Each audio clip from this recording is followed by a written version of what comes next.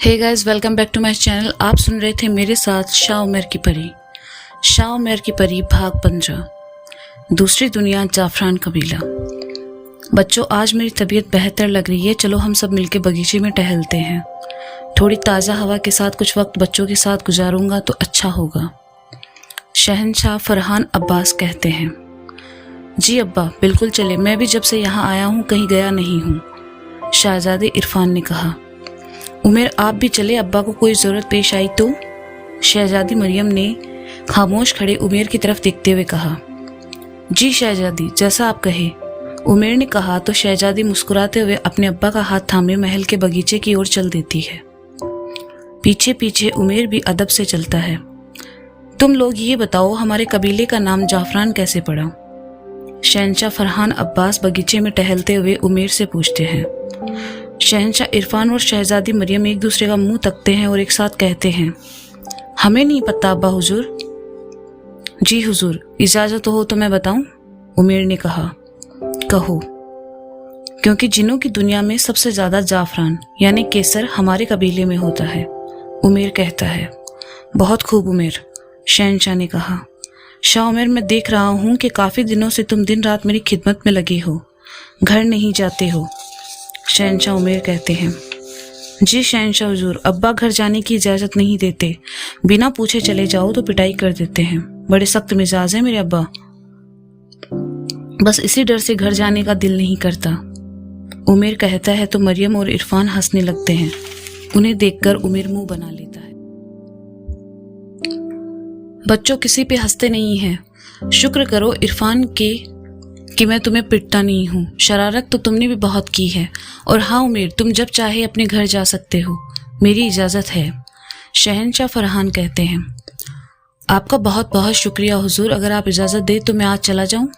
बहनों की बहुत याद आ रही है, उमेर खुश होते हुए कहता है। इतनी जल्दी?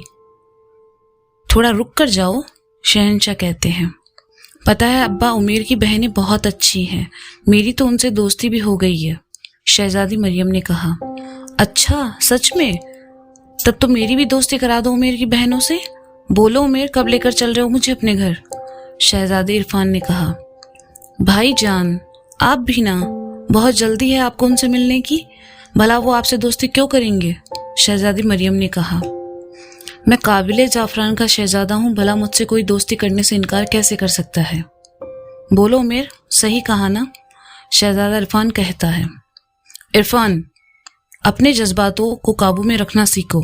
किसी की बहन बेटी के बारे में इस तरह की बातें करना सही नहीं है। तुम खुद की बहन की भी इज्जत किया करो, शहनशाह ने कहा तो इरफान खामोश हो गया। अब्बा, आप भाईजान को क्यों डांट रहे हैं? ऐसा क्या गलत कहा उन्होंने? दोस्ती ही करने की बात कही है ना। और हाँ भाईजान, जिस तरह उमेर और उसकी बहनें मेरे दोस्त हैं, वैसे आप भी उनके दोस्त बन सकते हैं, है ना उमेर? मरियम ने कहा। मरियम, मेरी बच्ची, एक शहजादी और शहजादे को गुलाम खानदान से दोस्ती बढ़ाना शोभा नहीं देता, शहनशाह समझाते हुए कहते हैं। तुम दोनों जितना हो सके अपने मामलों से मतलब रखो, समझे? शहनशाह ने फिर समझा कर कहा। अब्बा माफ करिएगा, मगर मैं इन सब बातों को नहीं मानती। मेरे लिए सब बराबर है, मरियम ने कहा। जी अब्बा, मेरा भी यही मानना है, इरफान ने कहा। अब भला जब तुम दोनों कह ही रहे हो तो मैं क्या कहूँ? बस इतना कहूंगा कि कोई ऐसी गलती मत कर बैठना जिससे हमारे खानदान की बदनामी हो। ये सब तो खुद में ही उलझे पड़े हैं। मेरी बहनें और मैं कभी इनसे दोस्ती नहीं करेंगे। शक्ल देखी अपनी इन्होंने, जब से आए हैं बाग में बकबक कर रहे हैं बेफिजुल का। उधर पता नहीं परी कैसी होगी। कितना बेबस हूं मैं, उसे मिल भी नहीं सकता। बेचारा उमेर खामोशी से उनकी बातें सुनता हुआ अपने मन ही मन में कहता है। वो उनसे कुछ कह भी नहीं सकता। किन ख्यालों में खोए हो उमेर? मरियम ने कहा। वो कुछ नहीं, बस घर जाना है। आप इजाजत दिलवा दो। तुम तो बहुत बेचैन हो घर जाने के लिए। ठीक है, जाओ, मगर याद रखना वक्त से वापस आ जाना, शहनशाह ने कहा। उमेर इजाजत लेकर घर चला जाता है। उमेर भाई, आप आ गए? जल्दी चलो, कुछ दिखाना है आपको, नफीसा उमेर को घर पर आता देखकर कहती है। क्या दिखाना है मेरी छोटी गुड़िया? उमेर प्यार से कहता है। चलो तो सही, मेरे कमरे में कितने दिन बाद आ रहे हो आप? नफीसा कहती हुई उमेर का हाथ पकड़े अपने कमरे में ले जाती है। जल्दी दिखाओ क्या दिखाना चाहती हो, उमेर ने बैठते हुए मुस्कुराकर कहा। यही तो रखी थी मैंने, कहाँ चली गई? अमायरा आपी, आपने वो दोनों कपड़े वाले लिफाफे देखे जो शहजादी मरियम ने हमें भेजे थे? नफीसा परेशान होकर ढूंढते हुए कहती है। कहाँ जाएंगे, अलमारी में ही होंगे, ध्यान से देखो, अमायरा ने कहा। नफीसा, बेकार में तुम मेरा वक्त बर्बाद मत करो, मुझे वैसे भी बहुत काम है और मुश्किल से घर आने को मिलता है। तुम ढूंढो, मैं तब तक अपनी परी को देख कर आता हूँ, उमेर कहते हुए अपने कमरे में चला जाता है। पहली बार कोई चीज गायब हुई है अमायरा आपी, चलो आप भी ढूंढने में मेरी मदद करो, नफीसा ने कहा। अच्छा रुक, मैं उमेर भाई को पिस्ते का हलवा देकर आती हूँ, खाने के बाद मिलकर ढूंढते हैं, अमायरा ने कहा। तो नफीसा वापस अपने कमरे में कपड़े ढूंढने लगी। उमेर भाई, खोए ही रहोगे आईने में या हलवा भी खाना है आपको, अमायरा ने कहा। मगर उमेर उसकी बातों पे ध्यान नहीं देता और मोहब्बत से मुस्कुराते हुए बस आईने को दिखता रहता है। देख तो सही अपनी भाभी को, कितनी प्यारी लग रही है, आज इसकी नज़र उतारने का दिल कर रहा है मेरा, उमेर ने शौकी भरे अंदाज में कहा। ऐसा क्या हो गया उमेर भाई जो आप नज़र उतारने की बात कर रहे हो, जरा देखो तो, अमायरा आईने के सामने आकर कहती है। या अल्लाह उमेर भाई, आपने मतलब हमारे कपड़े आपने परी को दे दिए, अमायरा ने चौंकते हुए कहा। हाँ, इसे शादी में जाना था और इसके पास कपड़े नहीं थे, तो मैंने तुम दोनों के कपड़े इसे दे दिए, अब जो इसको अच्छा लगेगा ये पहन लेगी, उमेर ने कहा। मगर आपको इन कपड़ों के बारे में कैसे पता, आप तो कल घर पे थे ही नहीं, अमायरा ने कहा। अरे पागलो, कल मैं छुप कर आया था जब नफीसा तुम दोनों शहजादी मरियम के दिए हुए कपड़ों की तारीफ कर रहे थे, और फिर, उमेर ने कहा। फिर क्या उमेर भाई, अमायरा ने पूछा। फिर ये कि इन्होंने खुद को हम दोनों की नज़रों से गायब किया और कपड़े चुरा लिए, है ना उमेर भाई, नफीसा ने कहा। मगर उमेर ध्यान नहीं देता कि ये बात किसने कही। हाँ हाँ बिल्कुल ऐसा ही किया, मगर तुम्हें कैसे पता, कहते हुए उमेर जैसे ही पलटा, नफीसा उसके सामने गुस्से से लाल खड़ी थी। उमेर भाई, आज मैं आपको छोड़ूंगी नहीं, आप हमेशा ऐसी शरारतें करते हैं, मुझे बस मेरे कपड़े वापस चाहिए, वरना, नफीसा पूरे कमरे में उमेर को दौड़ाते हुए कहती है। वरना क्या, उमेर नफीसा को खुद से बचाते हुए कहता है। नफीसा रुक जा, भाई है वो हमारे, अमायरा दोनों को झगड़े से रोकने की एक नाकाम कोशिश करती है। भाई नहीं, ये कसाई है आप ही, एक छोड़ो, दोनों ड्रेस दे दिए इन्होंने उस परी को, वो परी ही सब कुछ हो गई है, अब हम दोनों बहनें कुछ भी नहीं। नफीसा जैसे ही उमेर को धक्का देती है, वो लड़खड़ाते हुए आईने से टकराता हुआ दूसरी तरफ जाकर गिर जाता है जहां परी तैयार हो रही होती है। शहर धनबाद में परी खूबसूरत और पूरे सुकून माहौल में नदी किनारे बैठी गुनगुना रही होती है। तभी कोई अचानक आकर परी की आंखों को हाथों से बंद कर देता है। उमेर, ये तुम हो ना, परी उमेर के हाथों को छूते हुए कहती है। हाँ हाँ, मगर तुमने कैसे पहचान लिया, उमेर ने कहा। क्या उमेर, तुम भी ना निहायत ही बेवकूफ़ हो, हमेशा मिलती तो हूँ तुमसे, हमने घंटों एक दूसरे से बातें की हैं, भला मैं तुम्हारे हाथों की लम्स कैसे नहीं पहचानूंगी, परी ने कहा। उमेर मुस्कुराता हुआ परी के करीब आकर बैठ जाता है। उमेर, कुछ सवाल है मेरे मन में, तुम्हें लेकर पूछूं, परी ने कहा। कैसे सवाल परी, उमेर ने कहा। आज अगर तुम ख्वाब में ना आते तो बच जाते, पर जब आ ही गए हो तो बता दो कि तुम असल में हो कौन। मिलती हूँ तो ख्वाब में तुमसे, मगर ऐसा क्यों लगता है जैसे हकीकत में मिली हूँ, परी ने मन को खाली करके उमेर से पूछा। बाप रे, इतने सारे सवाल, वो भी एक साथ, उमेर ने चौंकते हुए कहा। आज मैं सब कुछ सच जानना चाहती हूँ और कुछ नहीं, परी ने कहा।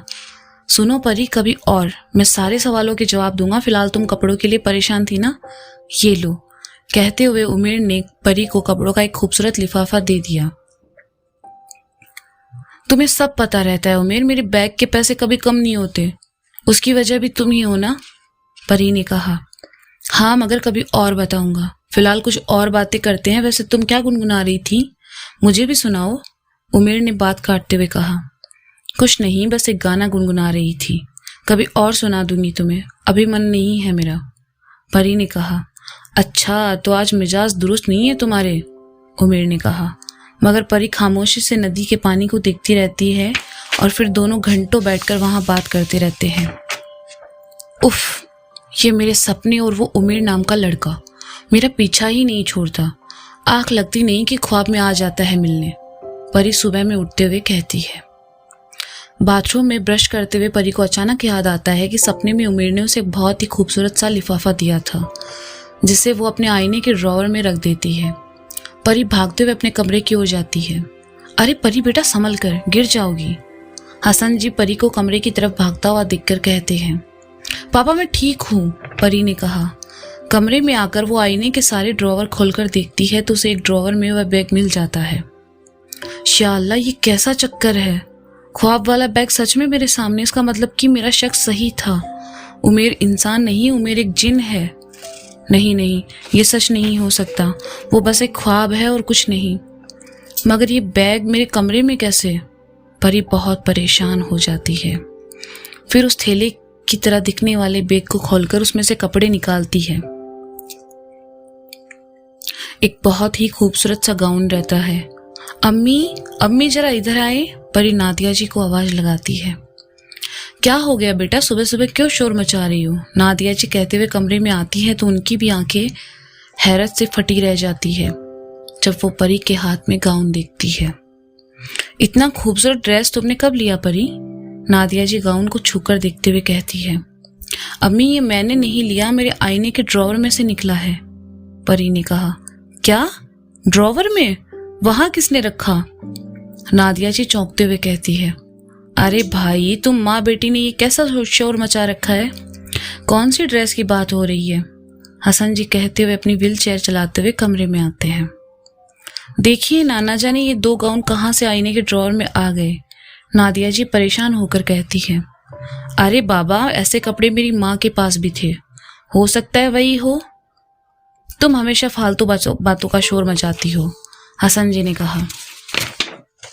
मगर पापा, कुछ तो अजीब है, क्योंकि इन कपड़ों को किसी ने मुझे ख्वाब में दिया था और जब मैंने ड्रॉवर चेक किया तो असल में देखती हूँ तो ये वही ख्वाब वाले कपड़े हैं, परी ने कहा। बेटा, वो तेरी दादी ही होगी, तुम ज्यादा परेशान मत हो और शादी में जाने की तैयारी करो। और हाँ नादिया जी, आप चलिए खाना बनाइए, मेरी बेटी को परेशान मत कीजिए, हसन जी ने कहा। ठीक है परी बेटा, जब तेरे पापा बोल ही रहे हैं तो तुम आज इन दोनों में से कोई एक पहन लेना, नादिया जी कहते हुए किचन में चली जाती है। मगर परी को अब सब कुछ अच्छी तरह समझ आने लगा था कि ये कपड़े कहाँ से आए हैं। शाम को परी दोनों गाउन को एक एक करके ट्राई करती है। तो दोस्तों, ये थी शाह उमैर की परी भाग 15। इसका अगला भाग आप जल्दी ही सुनेंगे मेरे चैनल पर। तब तक के लिए शुभ रात्रि, खुदा हाफिज।